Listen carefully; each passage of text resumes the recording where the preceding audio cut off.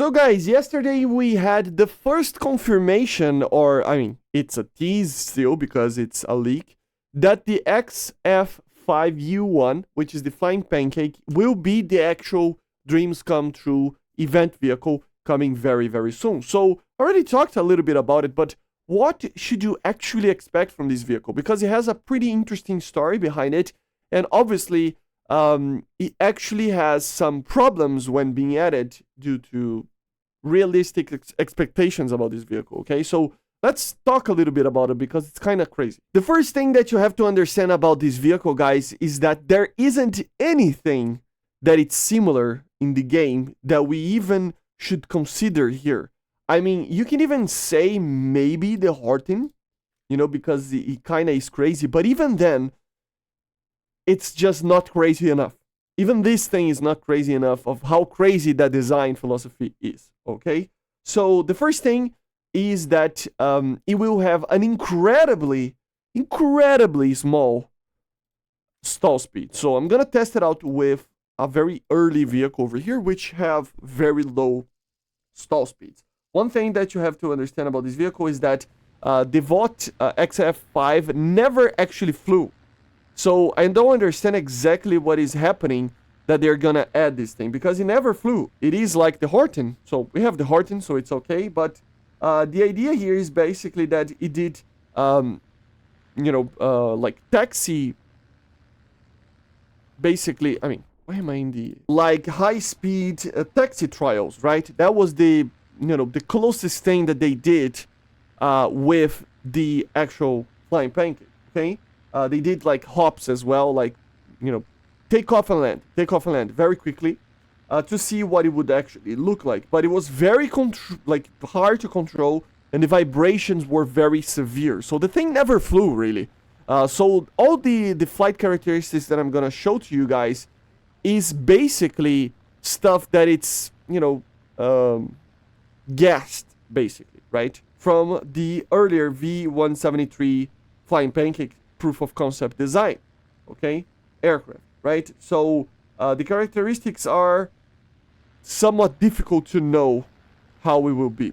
That's what I'm trying to say. But the first thing, which is I think the most insane thing ever, is that it has a 32 kilometer per hour stall speed. So this thing will actually be able to fly up to or down to 32 kilometers per hour. So just to show how low this is, I'm in a biplane over here, which probably have one of the lowest stall speeds of the game of a normal aircraft. And you will see something very interesting. I mean, let me just control the aircraft here and do like a normal stall. Look at this. 80 kilometers per hour and the aircraft is stalling. And it just recovers because it has a lot of lift. But at the end of the day, around 80 kilometers per hour, it loses the lift. Look at this. 80, 88, it's stalling, right? See? So imagine something that can have a 32 kilometer per hour stall speed. It means that down to 32 kilometers per hour, it will still be controllable and it would still be able to do the turns, which is crazy to think about. Not only that, it has also a landing speed of 64 kilometers per hour. I mean, this is lower than the stall speed of a biplane like this. It's kind of funny even because I flew Cessnas all my professional life, and I mean, I was a flight instructor. So it is like, it's crazy to think that an aircraft had a 30, like a normal flight, not like VTOL, Harrier kind of thing, would have a 32 kilometer per hour stall speed and a 60 kilometer per hour landing speed, being a fighter, right? Technically, the objective. So yeah, crazy, right? Another flight characteristic that is pretty interesting is that the max speed would be comparable to something like this, a Griffon Spitfire. So around 724 kilometers per hour max speed, which is insanely fast for an aircraft that can do a stall speed of 32. So you can imagine how crazy this thing will be, because it will still be fast, just as fast as a very modern Spitfire, at the same time that it will be very, very, very good in the low speed as well. So it will be the perfect prop like I said, I mean, they were trying as best as they could to the thing to be able to fly, but it never flew, right? Because it just couldn't, because the design was really putting physics on the limits, right? And one of the other craziest things ever about this vehicle is the actual takeoff distance. So if you take a look on an older aircraft like this, you will see that the takeoff run is 232 meters. You know, if you go to a like longer, like more agile, like faster aircraft, it will be higher, like a Spitfire at 400. And even the jets can be up to like 1 kilometer sometimes, right?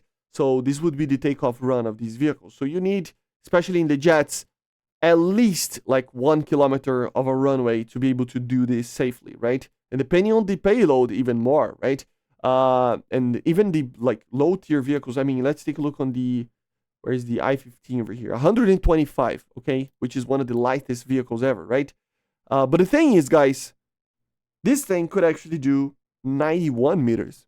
So yeah, it could take off instantly, almost VTOL of how instant it is.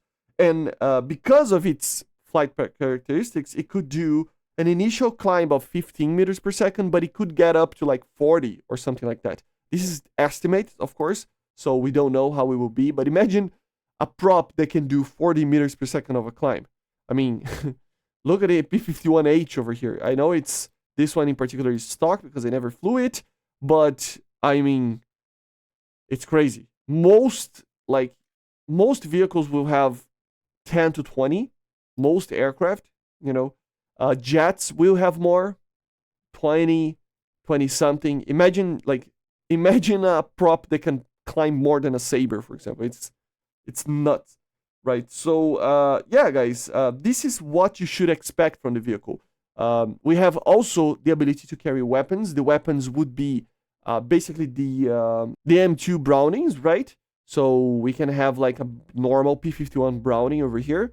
And also the M3, the 20mm M3, which I think it's, yeah, this one.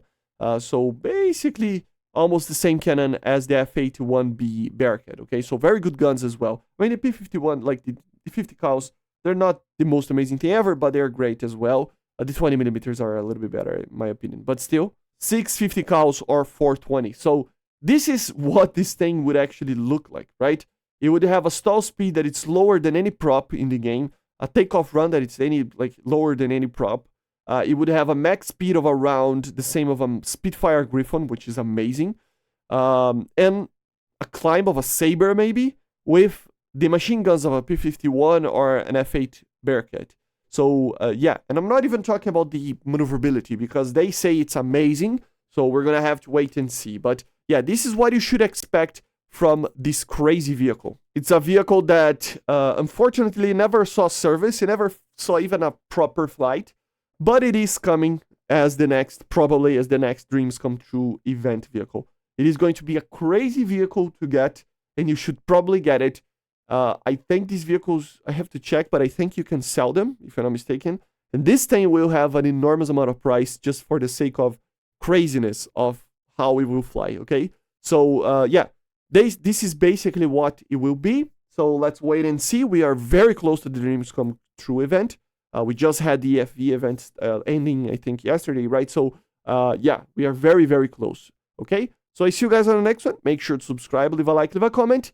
And yeah, thank you all the patrons and members. Bye, guys. See you.